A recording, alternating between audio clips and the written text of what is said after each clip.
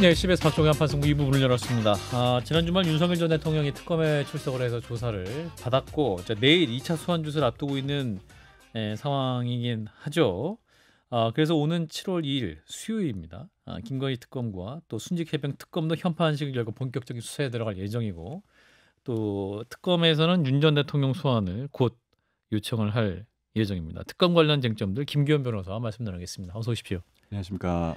요즘 많이 바쁘시죠? 뭐 요즘 주말도 반납하고 열심히 일하고 있습니다. 예. 국정기획위에서 하고 계시지만 질문을 하지 않겠습니다. 그냥 열심히 예, 열심히 일을 하고 계신다. 있습니다. 이 정도만 알아듣겠습니다. 자, 일단 윤 전 대통령 지난 주말 특검에서 조사를 받았는데 총평이랄까요? 어떻게 보셨는지. 뭐 지금까지도 그래 왔지만 예. 각오가 이미 되어 있는 것 같습니다. 국민으로부터 헤어질 각오. 헤어질 각오. 예. 어떤 면에서 그걸 보셨어요? 이제 윤석열 전 대통령 머릿속에는 맨날 국민 얘기를 하는데 대한민국 국민은 아닌 것 같아요. 그 국민은 확실하게. 자기를 추종하는 그 극소수의 극우 세력, 내란 세력 거기만 바라보고 가겠다는 어떤 의지를 이미 선 게 아닌가 그렇게 생각이 됩니다. 이제 이쯤 되면은 두 가지 선택을 해야 되거든요. 증거도 이미 많이 나와서 이건 무죄를 피하기 쉽지 않습니다. 그렇다면은 인정하고 싹싹 빌 것인가, 아니면 계속 버틸 것인가인데 그냥 버티는 것도 이건 그냥 버티면 안 되고 마치 자기를 일제시대 독립운동하다가 잡힌 사람처럼 정치범화, 순교자화 해가지고 자기를 추종하는 사람들의 지지만 유지하고 그렇게 가겠다. 그렇게 결심한 것 같습니다. 사실은 이제 출석 공개 여부 지하로 가겠다 했다가 결국 공개 출석으로 갔고 또 이제 내일로 예정된 2차 소환 조사도 연기해달라 했다가 특검이 안 받아서 결국 내일 아마 소환될 가능성이 많아 보이는데 결국 뭐랄까요? 이게 이제 윤 전 대통령 측에서 뭔가 신경전을 벌이다가 누가 주도권을 잡는다 이런 싸움인가요? 그렇습니다. 예전에 보면 양승태전 대법원장이라고 그분도 이런 초식을 계속 썼거든요. 그랬나요? 사소한 거 갖고 계속 트집 잡고 버티고 이의 제기하고 이런 식의 이제 법꾸라지 전략을 계속 쓰면서 본인은 대외적으로는 이 부당한 수사에 저항하는 이제 애국 순교자 이런 컨셉으로 계속 가려는 것 같아요. 근데 제가 보기에도 너무 재료가 없습니다. 뭔가 그럴싸한 트집을 잡아야 되는데 가면 갈수록 논리가 너무 설득력이 없어집니다. 재료가 없다. 그렇습니다. 할 게 없죠. 그렇군요.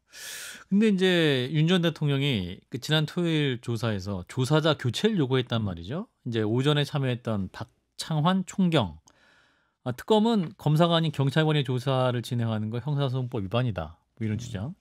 박 총경은 윤 전 대통령에 대한 불법 체포를 지휘한 당사자다. 이런 점을 들었는데 두가 다 사실이 아니다라는 게 또 특검 측의 입장인 것 같은데. 과거에도 예전에 옛날에 한동훈 전 장관이었던가요? 누가 그런 말 한 적 있습니다. 피조사자가 조사자 선택할 수 없습니다. 범죄자는 조사자 선택 권리가 없다. 이런 것이고 사실 경찰관이 조사를 진행하는 건 뭐 법 위반이다 이랬는데 아무 문제가 없거든요. 사실 과거의 특검 사례를 보더라도 경찰이 조사를 진행한 사례를 찾을 수가 있고요. 그리고 경찰은 사법경찰관의 자격으로 오는 거고요. 특검법에 보면 특검이 사법경찰관이나 뭐 이런 소속 직원을 다 지휘할 수 있게 돼 있습니다.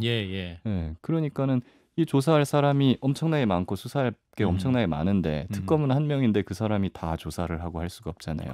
그렇기 때문에 소속 직원들을 두고 지휘해가지고 그 사람들을 시켜서 조사를 하는 겁니다. 그 질문지도 미리 만들어서 그 질문에 답을 그렇습니다. 어떻게 질의하는 거에 대해서 바라보는 것이고.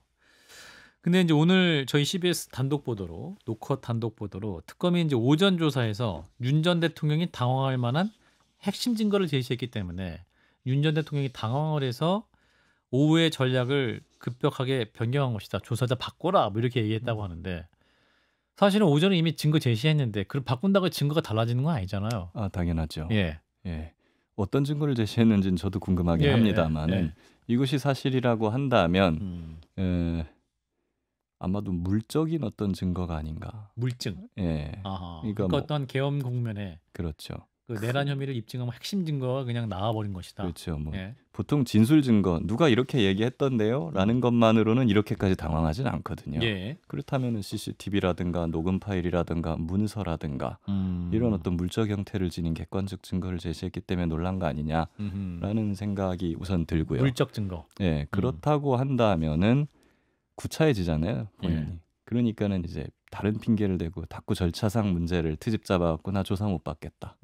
예, 이렇게 나오는 것도 이해가 가죠. 그러니까 물적 증거라면 녹취 혹은 예. 종이 녹취. 혹은 필적 뭐 이런 거일 수도 있을까요? 아니면 영상. 영상. 예. 아하, 그렇군요. 그래서 이제 그 부분에 대해서 이제 추가적인 조사를 해서 내일 오라고 한 것인데 2차 출석을 내일 오전 9시까지 해라 통보를 한 것이죠. 예, 예. 그런데 변경 요청을 했는데 특검에서 안 된다 얘기를 했는데 다시 또 윤 전 대통령 측 입장이 조금 전 나왔어요. 내일 출석 불가하다. 이유는 현실적 사정을 반영해서 내일 출석 불가하다 이거거든요.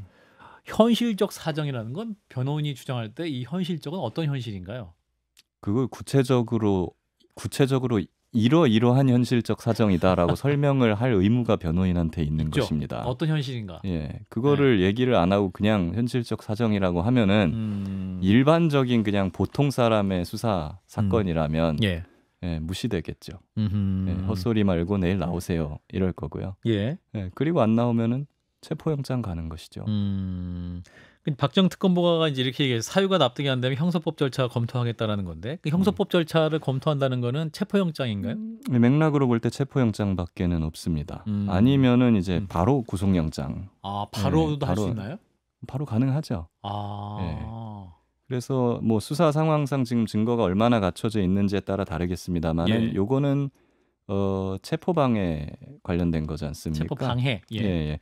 그렇기 때문에 그거에 관해서 만약에 물적 증거나 뭐 이런 게 충분히 갖춰져 있다고 한다면 뭐 체포영장 한 거 치고 바로 구속영장을 청구하는 것도 생각해 볼 수 있겠죠. 특검은 수사 기간에 지금 한정이 있잖아요. 그렇죠. 그렇기 때문에 윤석열 쪽에서는 계속 지연 전략을 쓸 건데 수사 기간이 한정되어 있기 때문에 거기에 계속 끌려다닐 이유가 없습니다. 그래서도 안 되는 거고요. 예. 그래서 속도전이기 때문에 특검으로서는 절차를 계속 진행할 것이다라는 건데 이제 7월 2일 이틀 뒤죠. 그럼 이제 김건희 특검과 순직 해병 특검도 현판식을 엽니다. 또 본격적인 수사에 들어가게 되는데 변호사님 어떻게 보십니까? 그 최병 문제에 대해서는 계속 관심을 갖고 지금까지 활동을 해오셨기 때문에 핵심적으로 짚어야 할 쟁점 각 특검별로 뭐가 있을까요? 사실 이제 순직 해병 특검 같은 경우에는 제일 핵심은 이거죠. 왜 경로했는가? 윤 전 대통령이. 왜 경로했고 왜 대통령이 이 수사에 개입을 했는가? 라는 게 지금 아직까지 밝혀지지 않은 거거든요. 그 동기를 밝혀내는 게 아마 핵심이 되지 싶고요. 김건희 특검 같은 경우에는 사실 이게 하나의 특검이 아니에요. 너무나 많은 그리고 서로 다른 수사 대상들이 있어서 이거는 크게 잡더라도 한 3-4개 특검으로 해야 될 것들을 그냥 하나의 특검에 우겨넣은 것 같은 느낌이거든요. 그래요. 그래서 사실 핵심 쟁점을 하나로 딱 뽑을 수가 없습니다. 아, 그렇군요. 너무 많군요. 너무 많죠. 도이치 주가 조작 사건이랑 뭐 명태균 게이트 이걸 어떻게 하나로 묶어갖고 쟁점을 뽑아내겠어요. 그냥 각자의 쟁점이 있는 거죠.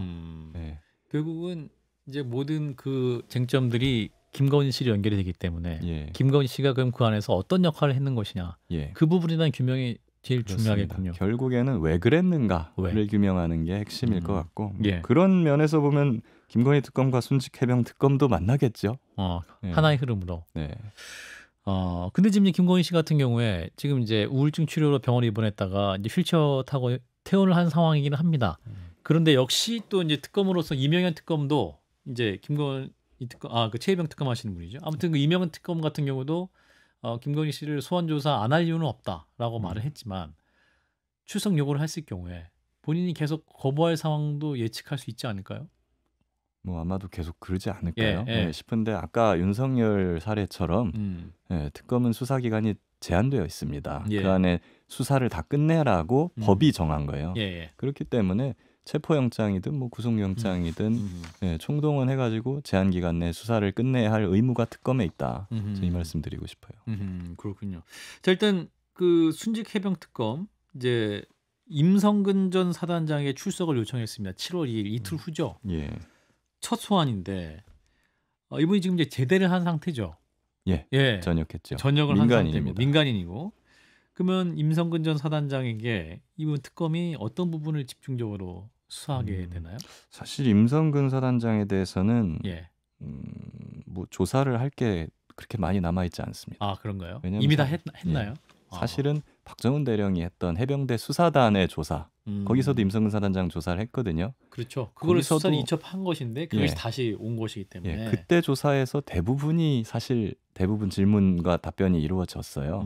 예. 그래서 뭐 거기에서 추가적으로 뭐 보완할 만한 점을 묻는 거는 가능하겠습니다만은 사실상 임성근 사단장에 대한 수사는 거의 끝났다고 봐도 무방할 정도고 결국 특검의 임성근 조사는 신병철이나 기소를 하기 전에 최후 진술을 듣는 사실상 네, 마지막으로 하고 싶은 말이 있으면 해보십시오 하는 정도의 절차가 되지 않을까 하고 저는 예상을 합니다.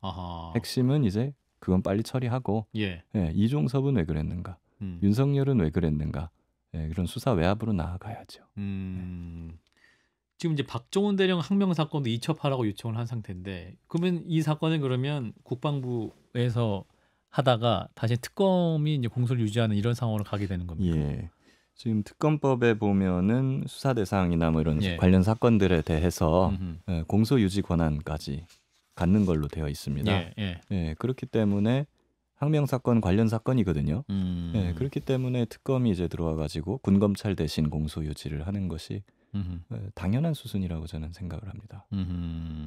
어떻게 될까요?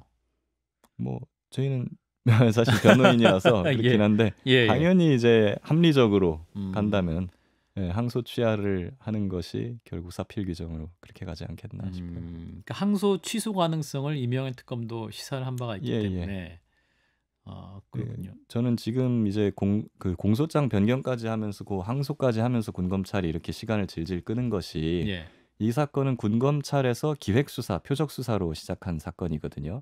그게 1심 무죄 판결에 그런 내용까지 다 담겨 있어요. 군검찰이 완패를 한 사건이에요. 근데 군검찰이 그걸 인정해버리면 자기들이 범죄자가 되기 때문에 인정하려 들지 않는 겁니다.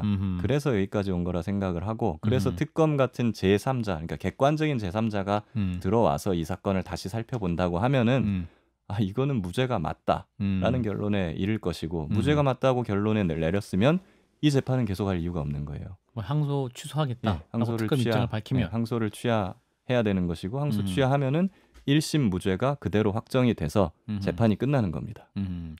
이제 특검은 혹은 이제 그 박정훈 대령 입장은 항소 취소를 해야 한다는 입장이시겠습니다만 이종섭 전 대사, 이종섭 전 장관 측은 항소를 취하하면 이거 쟁점에 대해서 사법적 판단을 받지 않겠다는 뜻이다. 그러니까 상식적으로는 이제 1심, 2심, 3심까지 가야 되는 거다. 이렇게 뭐 주장할 수도 있을 것 같아서.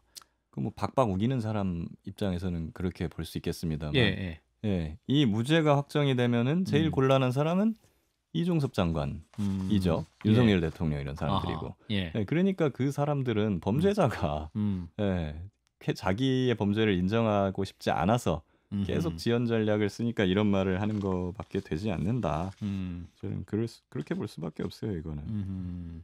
박정훈 대령은 그리고 사법적 판단은 1심에서 무죄 판결을 통해서 이미 난 겁니다. 이미 난 거기 때문에 그렇군요. 만약 1심에서 무죄가 확정이 되면 박정훈 대령의 명예는 다 회복이 되는 건가요? 그렇지 않습니다. 그런가요? 시작에 불과하다. 시작에 불과하다. 박정훈 대령 크게 3개입니다. 지금 항명 사건이 재판되는 게 있고요. 항명 수괴 처음에는 이건 항소 취하가 돼서 무죄 확정돼야 되고요. 그리고 두 번째는 그때 그 언론 인터뷰에 응했다 그래가지고 징계를 받았어요. 맞아요. 그 보도 채널에 나가서 했던 기억이 납니다. 그 징계도 취소되어야 되는 거죠. 그리고 보직 해임을 당해서 지금까지도 뭐 변변한 수사단장직으로 복귀를 못 하고 있지 않습니까? 이것도 보직 해임 처분도 취소를 하고 수사단장직으로 복직을 시켜 주어야 되는 거고요. 그 다음에 지금 박정훈 대령 거의 2년째 지금 힘겨운 싸움을 해왔는데 그렇죠. 이 허비한 시간 어떻게 할 겁니까? 이런 거에 대한 보상도 해줘야죠. 국가가 손해를 배상해야 되는 거죠. 당연하죠. 국가 작용으로 인해 가지고 대통령 때문에 이렇게 된 거 아닙니까? 그렇다면은 뭐 저는 궁극적으로는 윤석열 전 대통령이 이걸 배상해줘야 된다고 저는 생각합니다만은 그것과 아울러서 국가도 책임이 없지 않죠. 사실 이 사건 초기에 그 쉽게 해결할 수 있는 방법도 있었던 것 같은데 결국 특검 가지 않고 갈 수 있는 방법 여러 가지 제시가 돼서는 결국 여기까지 오게 된 것이네요. 네. 예. 호미로 먹을 걸 뭐랄까요? 미뤄한 상황. 뭐 그렇습니다. 사실은 굉장히 어떻게 보면은 사소하게 이 문제를 해결할 수 있었던 것인데 예. 예. 온 집안을 다 불태워 버렸습니다. 그러니까요. 집안뿐만 아니라 그냥 마을 도시 전체를 불태워 버렸죠. 예. 이러고도 지금 반성을 하지 않고 있거든요. 예. 이 사태를 초래한 사람들이. 예. 그게 굉장히 아쉬워요. 저는. 그러니까 이제 아까 말씀하셨던 초기에 왜 이렇게까지 그러면 윤 전 대통령은 그 구명을 하려고 했던 것이고 이 수사에 개입을 해야 했던 것이냐 그 부분에 대한 규명이 필요하다는 말씀인 거죠. 그렇습니다. 그래야 되고 그거에 동참했던 그걸 부역했던 사람들이 이제는 예. 진실을 밝히고 반성을 해야 되는데 예. 그럴 기미가 안 보인단 말이죠. 이종섭 전 장관도 그렇고 예. 뭐 임성근 사단장도 그렇고요. 이것이 저는 뭐 내란 사태 때도 그랬겠습니다마는 예, 상당히 아쉬운 부분이고 결국 그렇다고 한다면은 특검으로 진실을 밝히고 처벌받을 사람 엄정하게 처벌을 받고 그렇게 정리하고 넘어가야지만 이런 일이 다신 생기지 않으리라 생각합니다. 그렇군요. 자, 오늘 이제 김용태 국민의힘 비대위원장이 최혜병 특검의 그 당론에 따라서 표결에 불참한 것을 진심으로 사과한다 이렇게 이야기를 했는데 어떻게 들으셨습니까? 그래도 이제 비대위원장의 신분으로 당을 대표해서 말을 했기 때문에 예. 뭐랄까 그래도 의미는 있다라고 말할 수 있을 것 같긴 하나. 의미가 글쎄요. 뭐 있는데 이런 의미는 있을 것 같아요. 예. 예, 해방됐는데 독립운동하겠다 이제. 해방됐는데 독립운동하겠다.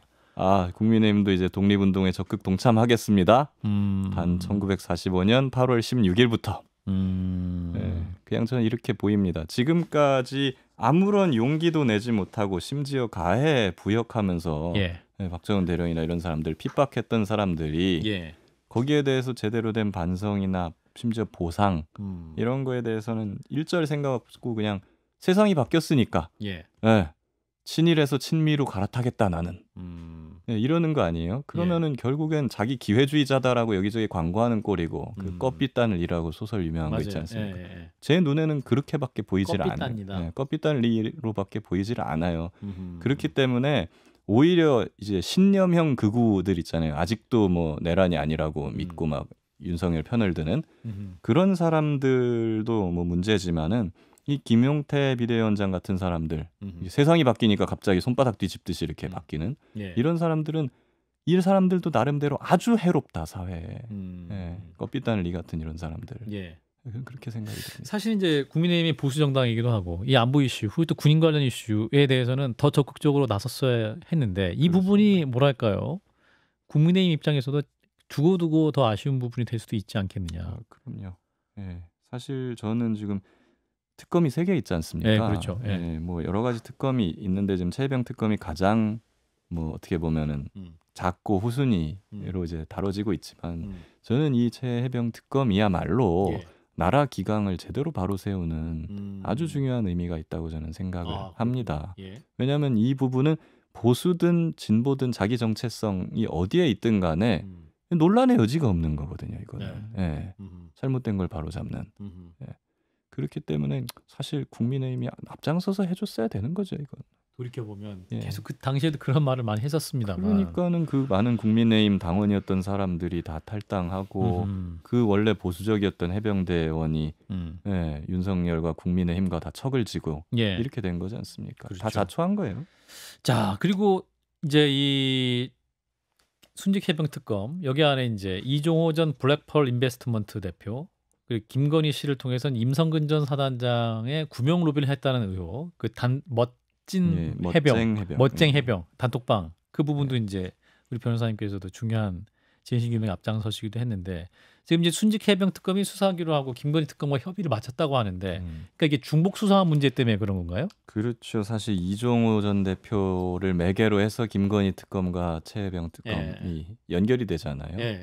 그러니까 사실 저만 해도 이제 그럼 어디에다가 먼저 가가지고 그렇죠. 제 자료를 전달을 하고 진술을 해야 되나 이 고민이거든요. 그래서 뭐 잘 협의가 됐기를 바랍니다. 뭐 그렇게 공유하면 되겠죠. 그래서.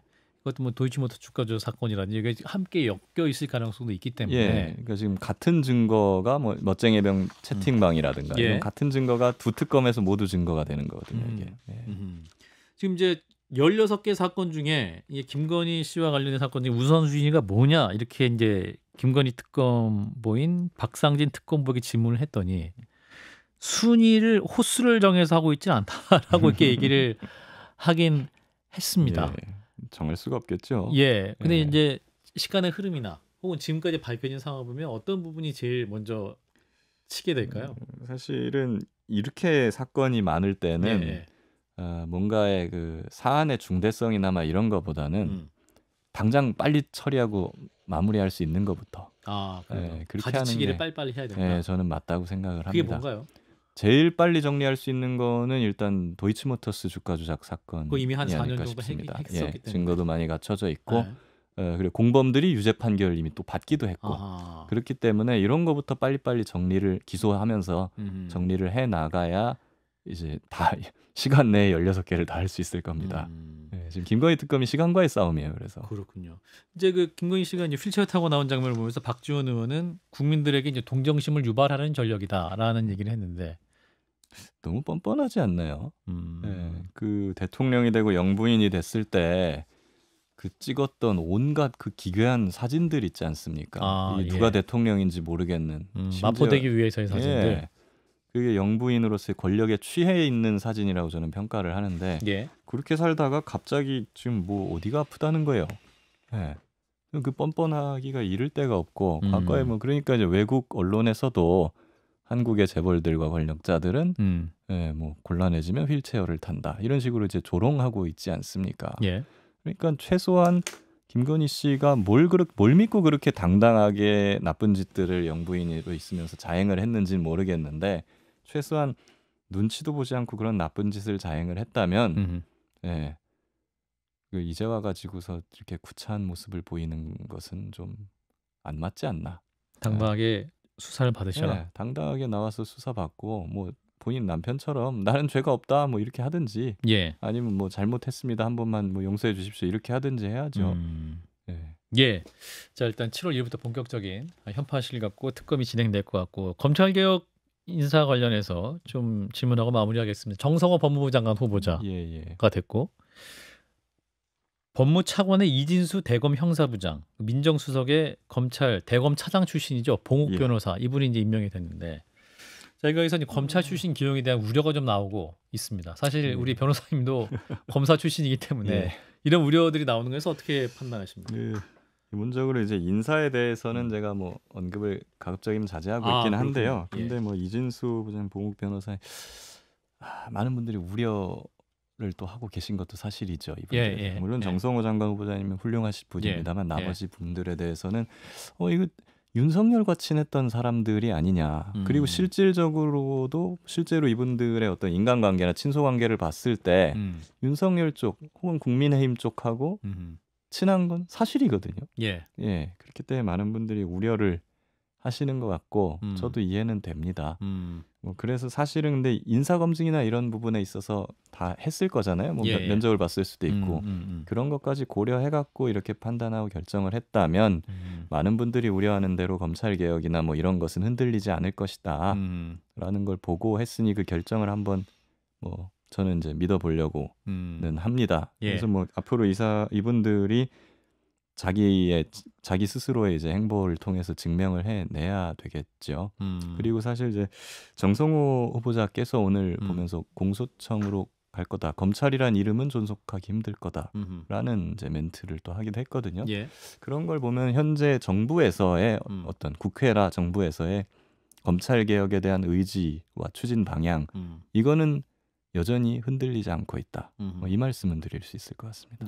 그리고 어떤 검찰 출신 기용에 대한 우려도 향후 진행되는 검찰 개혁의 성과나 혹은 과정이나 그 상황에서 이분들이 취하는 뭐 스탠스라든지 개혁 작업에 동참하는 모습을 보면 리트머스 시험지처럼 알 수도 있을 것이다. 그렇죠. 그리고 이분들 같은 경우에는 검찰 개혁을 뭐 막기 위해서 들어온 게 아니고 그 검찰 개혁이 부작용 없이 원활하게 이루어질 수 있도록 오히려 좀 도움을 주는 그런 역할을 아마 기대하기 때문에 발탁을 한 것이 아닌가 하고 생각합니다. 그 조직을 잘 알기 때문에 기용한 측면도 있고 예. 잘 아는 분들을 통해서 제대로 된 작업을 하기 위해서 기용된 측면도 있기 때문에 그렇습니다.